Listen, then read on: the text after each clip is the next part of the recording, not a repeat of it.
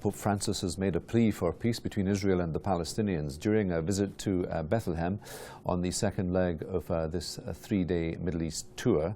The pontiff held a mass in the West Bank city and called for renewed peace negotiations, saying that the prolonged conflict had become unacceptable. He invited Palestinian and Israeli presidents to visit the Vatican and pray for peace. After spending some time in the city, the Holy Father is due to travel to Israel for a series of meetings before returning to the Vatican on Monday. Well, for some analysis on the papal visit to the Holy Land, I'm joined in the studio now by Daniel Hitchens from the Catholic Voice. Very good afternoon to you, Daniel. The Pope calling for an end to this increasingly unacceptable Israeli-Palestinian conflict, but he won't go further than that, will he? I mean, it's a diplomatic minefield for him, basically, isn't it? Yes, and I think he'll stick very close to the long-standing Vatican line, which is to favour a two-state solution, a homeland for the Palestinians, dignity and freedom of movement. And the Vatican has also always said that the State of Israel deserves to exist and exist in peace and security. At all times right now, he's joined by a rabbi on the visit and a Muslim leader as well. I mean, I suppose that the strategy is rather obvious there. Well, he's giving a lead, really. If you're going to come to the Middle East and say, in Syria, in the Israeli-Palestinian conflict, we need peace, then it's an amazing thing to be able to bring with you, two very close friends of his from Argentina, one of whom is a major Muslim leader and one a major Jewish leader. Mm-hmm. And he's giving a lead in another sense, in that the purpose of this trip, he's insisted, is above all religious. Mm-hmm. It's this meeting with the Patriarch of Constantinople, Bartholomew, who represents the world's Orthodox Christians. So it's a spiritual trip above everything else to heal this historical division. Do you think that the Palestinians, well, I suppose the Palestinians do want him to come up front and say something in their favour, I suppose, to try and push forward, as they would feel it, their move toward full statehood. But he isn't going to go that far, is he? I think it'll be more that he'll continue what's been a great theme of his pontificate, actually, which is drawing attention to the people on the margins of society, the people who are forgotten. So visiting Dheisheh refugee camp today, it's not so much a political statement as going to hear the stories of people who've been in very difficult situations. We're watching pictures as we speak to you, but I suppose it's fair to say that every single word he utters will be subject to all kinds of scrutiny by all sides. Absolutely. And as well as drawing attention to the peace process in the Israeli-Palestinian conflict, he has also, I think, spoken a lot about religious freedom and how essential it is to safeguard religious freedom. That seems to come up again and again. And in fact, he said yesterday in Jordan, he addressed the Christians of the area and said, coraggio, which is the Latin for courage. I think it means something like hang in there. So he's coming as well to give hope to the Christians who are often caught in the middle of these very bitter conflicts. In the past, of course, we know that the Vatican has backed, or at least, well, they've supported and angered Israeli people, Israeli supporters, for essentially trying to back, or at least give voice to the Palestinians wanting full statehood at the UN.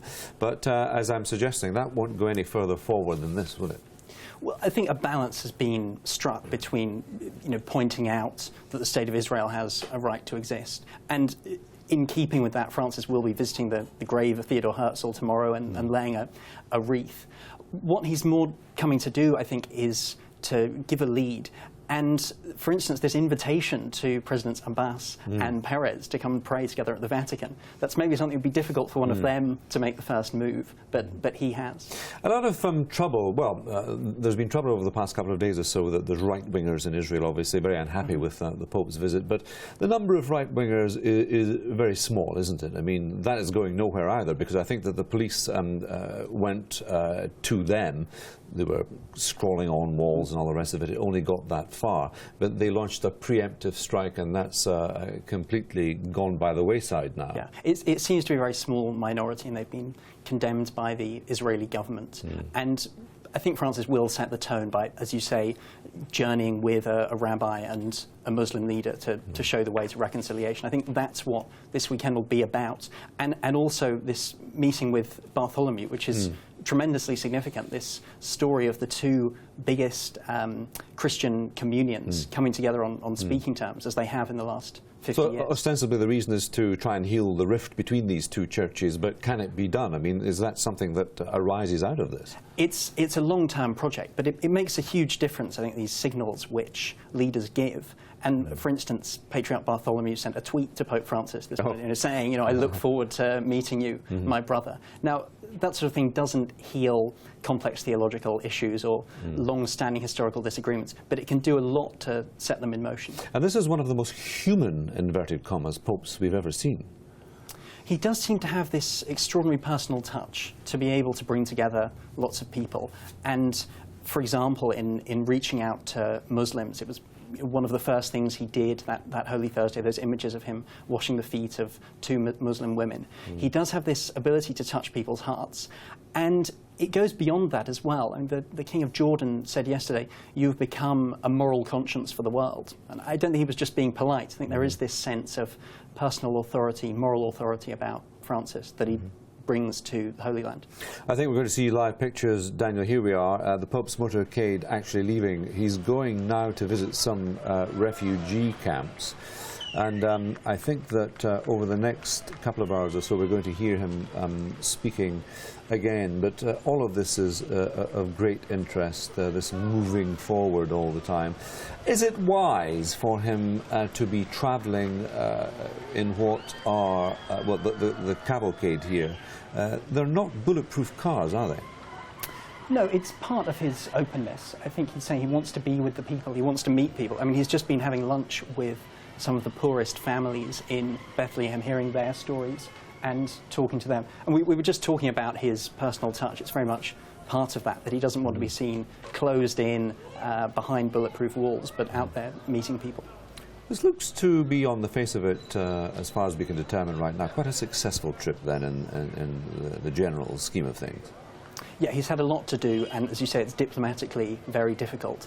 But I think, though the major part of the trip will come with this meeting with the Patriarch, he's already shown a way to peace and perhaps changed some hearts already while he's been here. Daniel, very nice to talk to you this afternoon. Thank you very much indeed for all of that.